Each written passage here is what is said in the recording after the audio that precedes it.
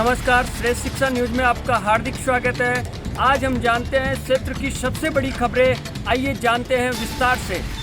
नमस्कार दोस्तों, श्रेष्ठ शिक्षा न्यूज में आपका हार्दिक स्वागत है। इस वक्त की सबसे बड़ी खबर ये आ रही कि आप स्क्रीन पर देख रहे हैं कि 21 सितंबर से खुलेंगे स्कूल। एसओपी जारी कर दी गई केंद्र सरकार द्वारा।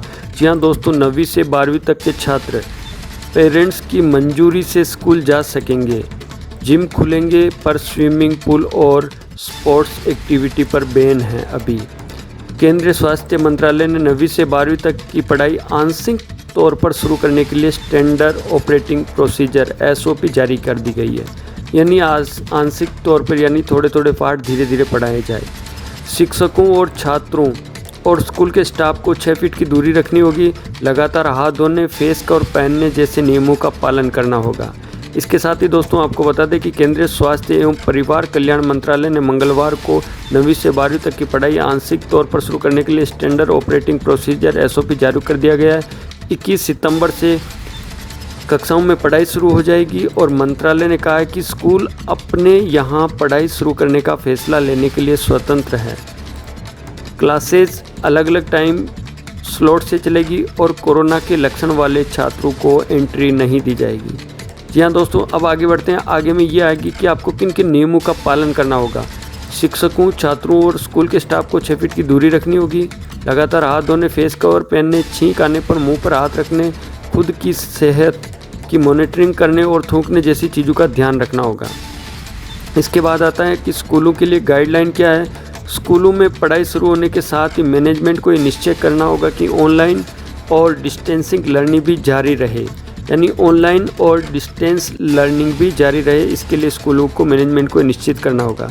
इसके साथ ही स्कूलों को 9वीं से 12वीं तक के छात्र स्वेच्छा से आने की मंजूरी देनी होगी। यानी ये छात्रों के लिए अनिवार्य नहीं होगा। यानी स्कूल तो सरकार की तरफ से खोल दी जाएगी, लेकिन 9वीं से 12वीं तक का छात्र उसकी इच्छा हो तो आए, नहीं हो तो नहीं आ सकता है।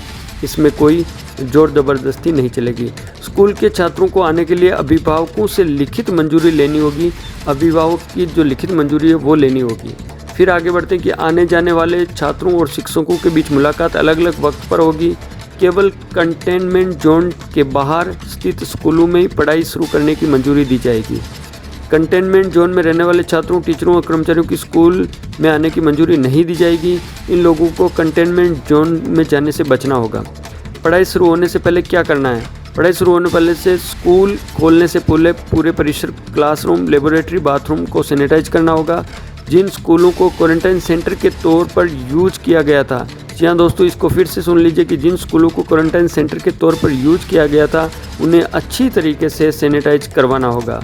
50% टीचिंग और नॉन टीचिंग स्टाफ को ऑनलाइन टीचिंग और टेली काउंसलिंग के लिए स्कूल बुलाया जा सकता है। फिर आगे की बात आती है कि छात्रों के लिए क्या गाइड है। तो छात्रों के लिए गाइडलाइन ये है कि छात्रों के लिए बायोमेट्रिक अटेंडेंस की जगह कोलेस्ट्रमेंट अटेंडेंस की व्यवस्था करनी है, यानी रजिस्टर वाली व्यवस्था करनी है। इसके साथ ही हर वक्त छात्रों और शिक्षकों के बीच 6 फीट की दूरी रखी जानी चाहिए। कतार के लिए ज़मीन पर 6 फीट की दूरी पर मार्किंग करनी होगी। ये व्यवस्था स्कूल के भीतर और बाहर दोनों जगह होगी। सुरक्षा और फिजिकल डिस्टेंसिंग को देखते हुए क्लासेज के बाहर भी टीचर और छात्रों के बीच बातचीत हो सकती है। इसके अलावा सभाएं, स्पोर्ट्स एक्टिविटी जैसे दूसरे इवेंट नहीं होंगे। यानी प्रार्थना सभा नहीं होगी, स्पोर्ट्स एक्टिविटी नहीं होगी, तो दूसरे इवेंट भी नहीं होंगे। यानी बच्चों के जो रुचिकर कार्यक्रम है, जो खेल कूद है, वो नहीं होगा। इसके अलावा आगे बढ़ते हैं कि छात्र अपने लॉकर का इस्तेमाल कर सकते हैं। फिजिकल डिस्टेंसिंग और डिफेंसिंग का ध्यान रखना होगा। इसके साथ ही जिम का इस्तेमाल गाइडलाइन के आधार पर किया जा सकता है। स्विमिंग पूल बंद रहेंगे। स्कूल मैनेजमेंट के लिए ज़रूरी बातें जो है वो ये है कि शिक्षकों, कर्मचारियों को फेस मास्क, हैंड सैनिटाइजर उपलब्ध कराने की जिम्मेदारी स्कूल मैनेजमेंट की होगी। साफ़ सफाई करने पर कर्मचारी को थर्मल गन और डिस्पोजल पेपर, टॉवेल, साबुन, 1% सोडियम हाइफ्लोराइड सॉल्यूशन देना होगा। प्लस ऑक्सीमीटर की व्यवस्था अनिवार्य रूप से होनी चाहिए ताकि एसिटोमेटिक का ऑक्सीजन लेवल जांचा जा सके। ढका हुआ डस्टबिन होना चाहिए और कूड़े के निस्तारण की उचित व्यवस्था होनी चाहिए।